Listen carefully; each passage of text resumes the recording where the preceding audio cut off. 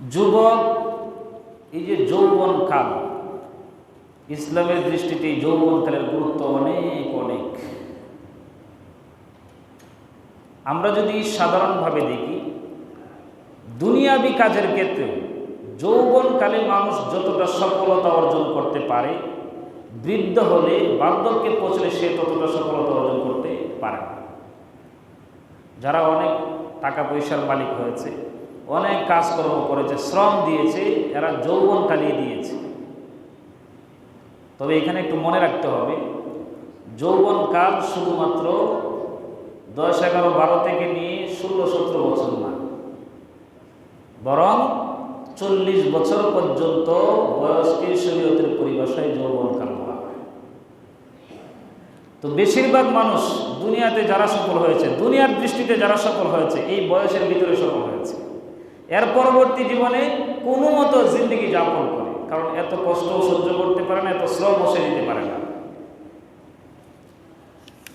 এই দুনিয়ার শুরু থেকে নিয়ে আজ পর্যন্ত ইসলামে যুবকদের অনেক ভূমিকা আছে, অনেক অবদান আছে। হযরতে আব্দুল্লাহ ইবনে আব্বাস রাদিয়াল্লাহু তাআলা আনহু, বাইহাকি শরীফ এবং তাবরানী শরীফের মধ্যে রিওয়ায়াত আসছে, তিনি বলেছেন যে সমস্ত নবীদেরকেই যৌবনকালে নবুয়াত দান করা হয়েছে। যৌবনকালেই নবুয়াত এবং রিসালাতের দায়িত্ব।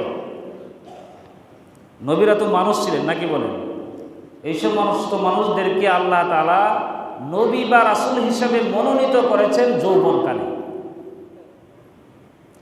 এবং ইবনে আব্বাস এটাও বলেন, আলেম উলামাদেরকে যত ইলম দান করা হয়, ওই ইলমগুলো যৌবনকালে দান করা হয়। কারণ যে বৃদ্ধ বয়সে মনে রাখতে পারে না, কষ্ট হয়ে যায়, উচ্চারণ করতে পারে না। এছাড়া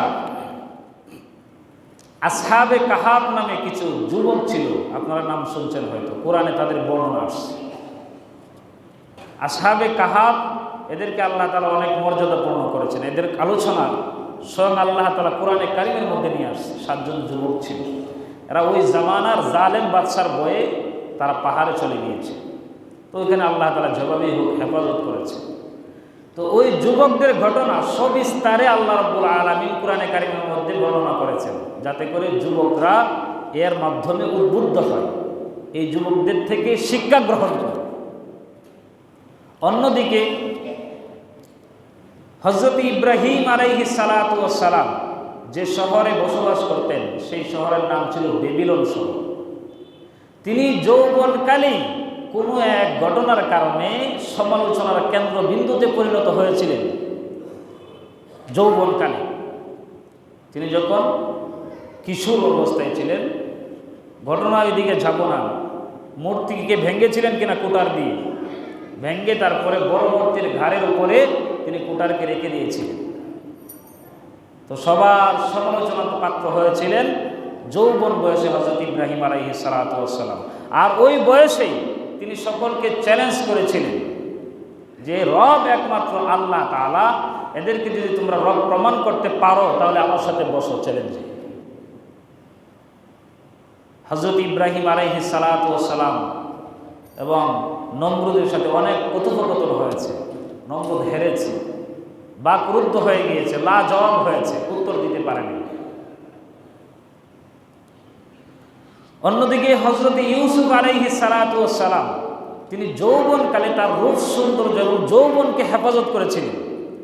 কার কাছ থেকে? জুলাইখার কাছ থেকে।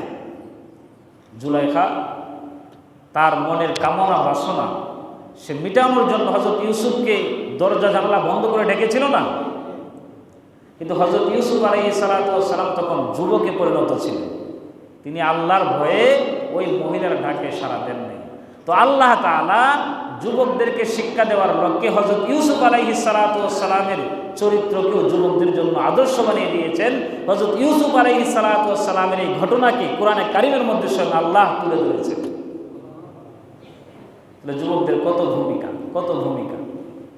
ওইদিকে হযরত মূসা আলাইহিস সালাতু ওয়াস সালাম এবং ফিরআউনের মধ্যে যে দ্বন্দ্ব ছিল, গুটি কয়েক মুসলমান হযরত মুসা আলাইহিস সালাতু ওয়াস সালামের সঙ্গ দিয়েছিল ফিরআউনের বিরুদ্ধে কিছু মুসলমান, আর বাকি বেশিরভাগ ছিল ফিরআউনের পক্ষে।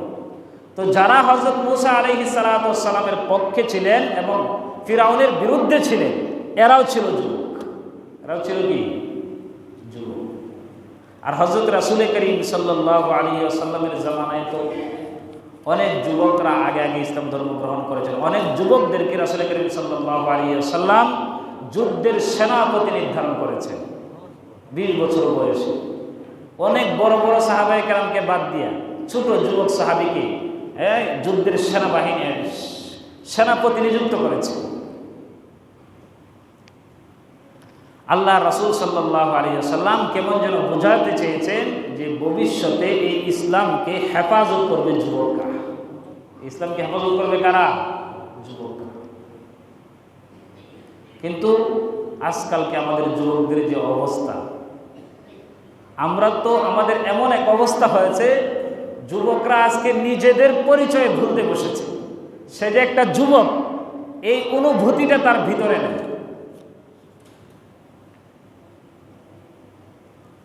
এক কবি বলেছেন, कीमते हर चीज रादानी के चीज, कीमते हर चीज रादानी के चीज, कीमते खुद रा नादानी अहमकीस। কবি বলেছেন যে প্রত্যেক জিনিসের মূল্য তুমি বুঝলা, প্রত্যেক জিনিসের কদর তুমি বুঝলা, কিন্তু তুমি তোমার কদর বুঝলা না। তোমার মতো বেকুফ আর আহমক এই দুনিয়াতে আর কেউ, এই দুনিয়াতে আর কেউ।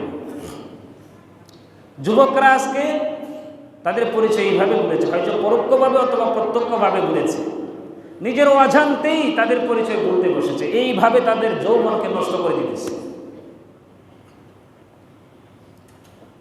তো এই যুবকদেরকে তাদের যৌবন বিনষ্ট হতে দেওয়া যাবে না। যদি জীবন যৌবন তাদের নষ্ট হয়ে যায়, তাহলে ইসলামের ঝান্ডা এটা বহন করবে কারা? বৃদ্ধ মানুষ যারা নিজেরাই উঠতে পারে না, ছোট মানুষ, এরা তো খেলাধুলার মানুষ, এরা বহন করবে, মহিলারা বহন করবে, বৃদ্ধরা বহন করবে। বলেন, এই জন্য এদেরকে জাগিয়ে তুলতে হবে। এদেরকে কি করতে হবে ভাই? জাগিয়ে তুলতে হবে। তো জাগানো কিভাবে? এদের ভিতরে আল্লাহ ভীতি সৃষ্টি করতে হবে, আল্লাহর ভয় তাদের ভিতরে সৃষ্টি করতে হবে।